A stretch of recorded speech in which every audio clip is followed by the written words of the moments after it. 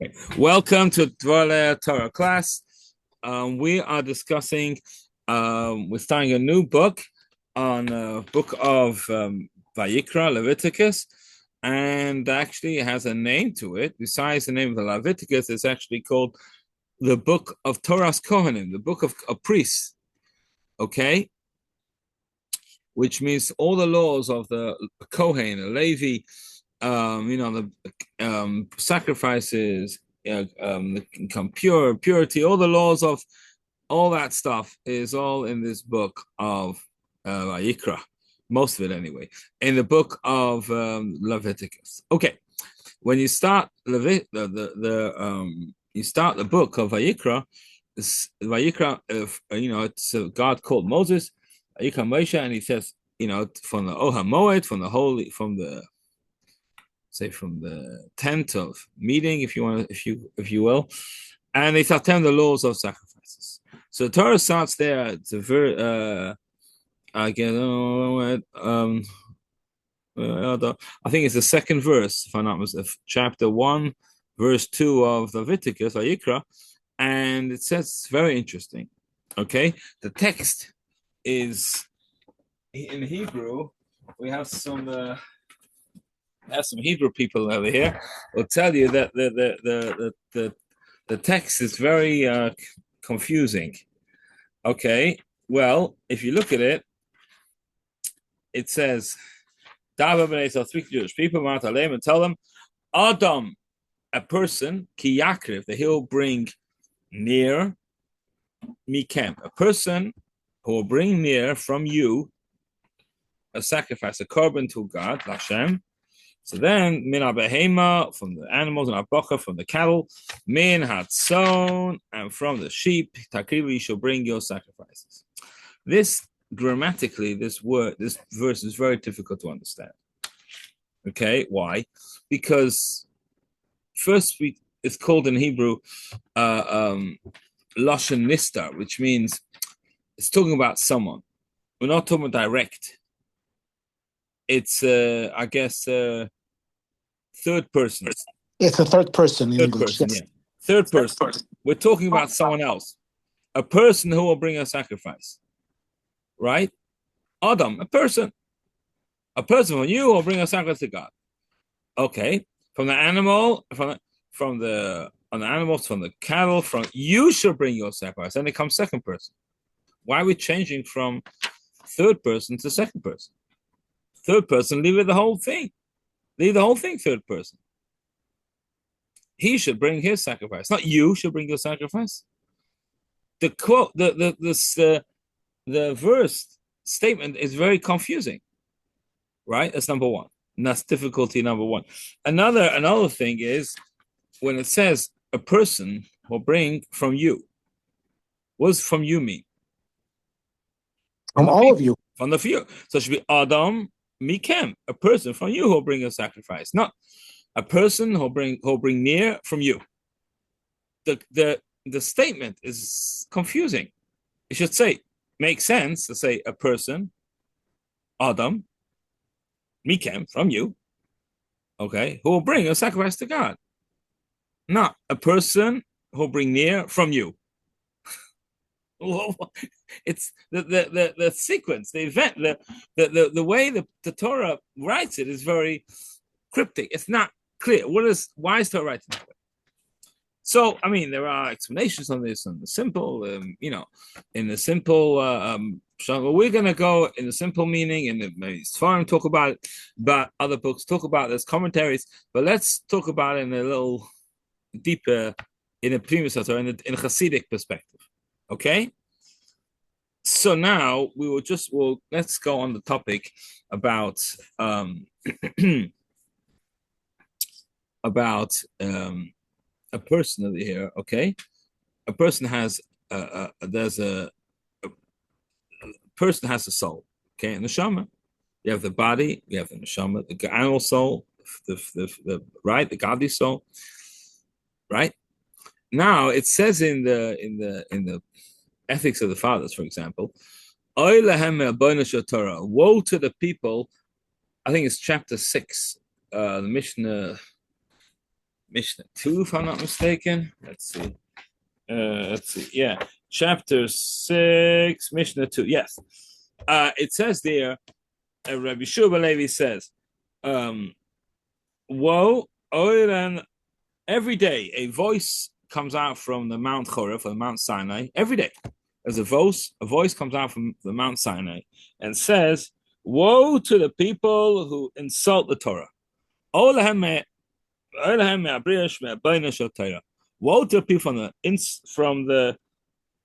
the people who insult the Torah by not studying the Torah, of course.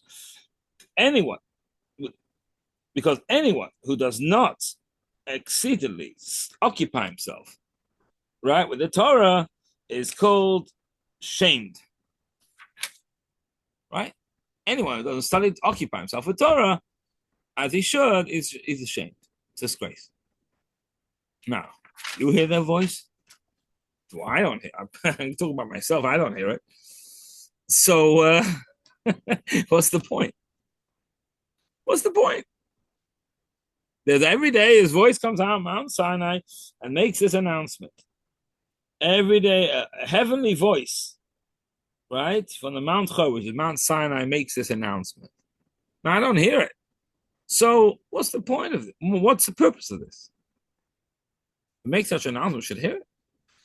And the Baal Shem Tov comes along. You've probably heard of the founder of Chassidic in general. Explain like this. Yes, you do hear it.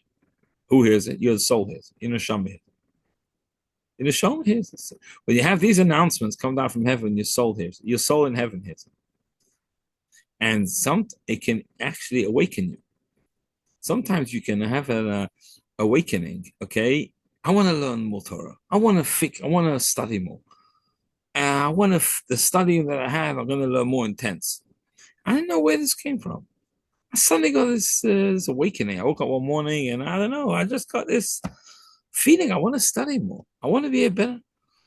Where did this come from? And the answer is it came from this announcement here. That the Mount Sinai, this Basco, this voice comes out from Mount Sinai. And my soul hears it, and it affects my soul and my body. It affects my body, affects me. I don't even know where it comes from. It comes from this announcement. It gives us the awakening to come back. All right. Now, it says in the famous vision of Cheskel. Okay, you know they call it Ma'aseh Merkava.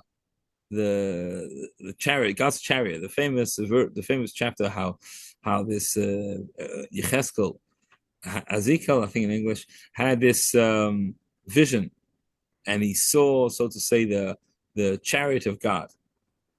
And a lot of things, very interesting stuff there. And it says, I saw Adam Sha'ala Kisi, Adam on top of the chair, on top of the throne. Who's that referred to? God. So obviously God's not a person like us, but you can call it, God is called Adam over here, right? And he saw this Adam on top of the throne. Okay, so Hashem, God, you can also call him Adam. Why are we called Adam? You know, a name for human beings, Adam. Why are we called Adam? One of the reasons why there's a simple reason why we're called Adam. Okay, the simple reason why we call Adam is because Adam comes from Adama, the earth. We come from Adama. Like you have a tomato, peppers. You make pri Adama. Bless the God who made the fruit of the ground. So Adama means Adam is called Adam because he comes from the ground.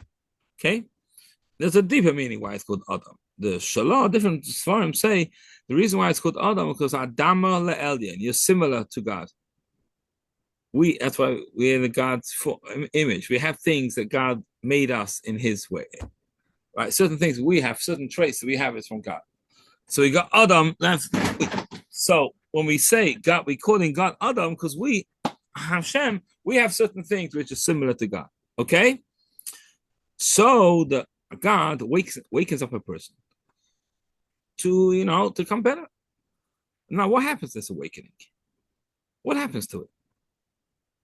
Well, this awakening, how long does it last for?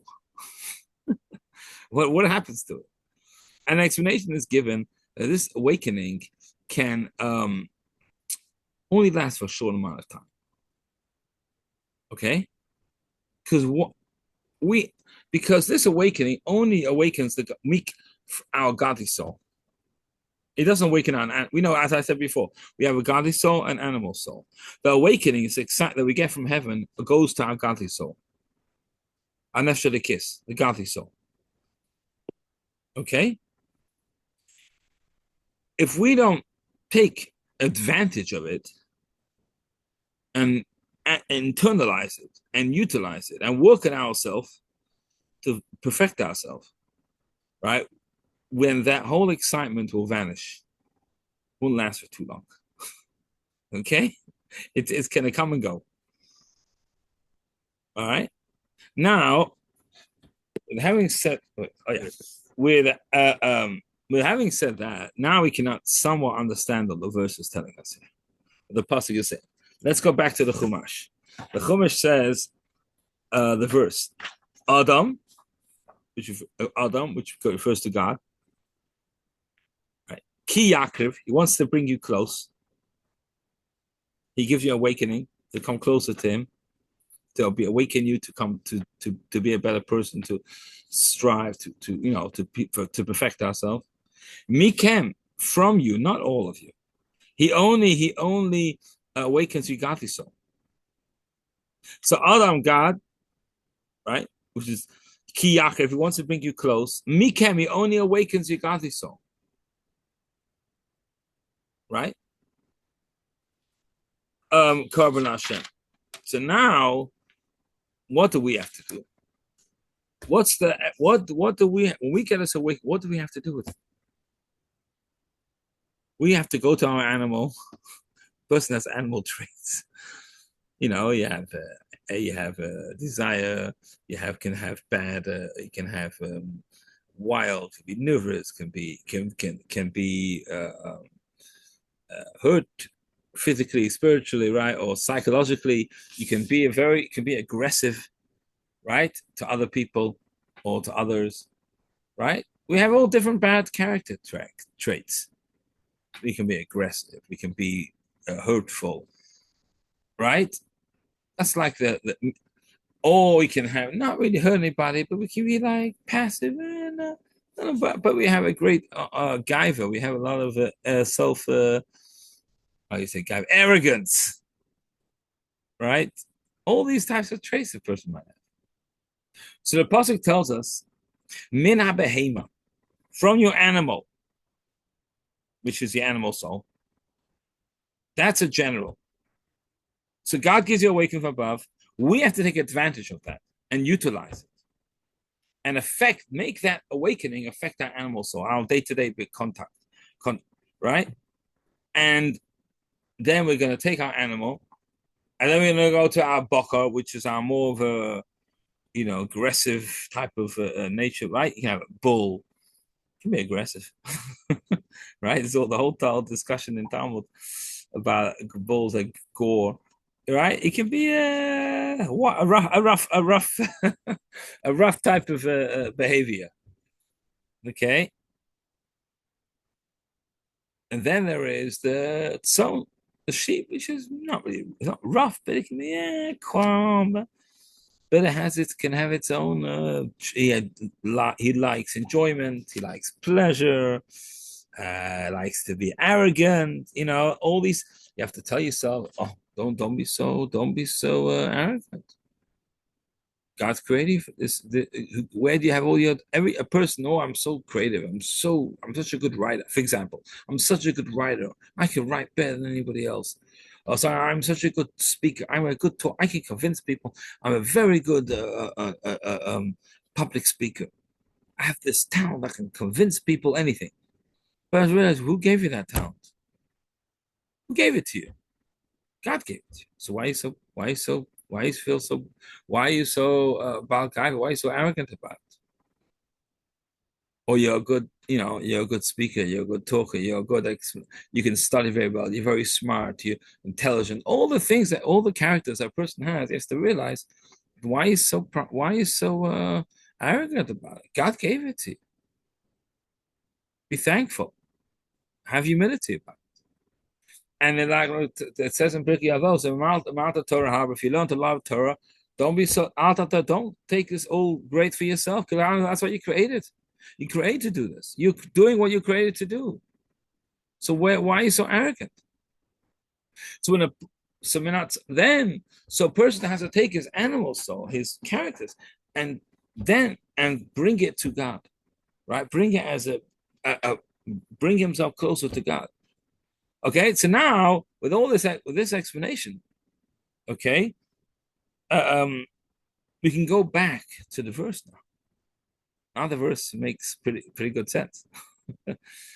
You look at the verse again, chapter 1, verse 2. Adam ki yakrif miken, a person, which not a person, God, who wants to bring a person close to him. Mikem, from you, he only affects your godly soul.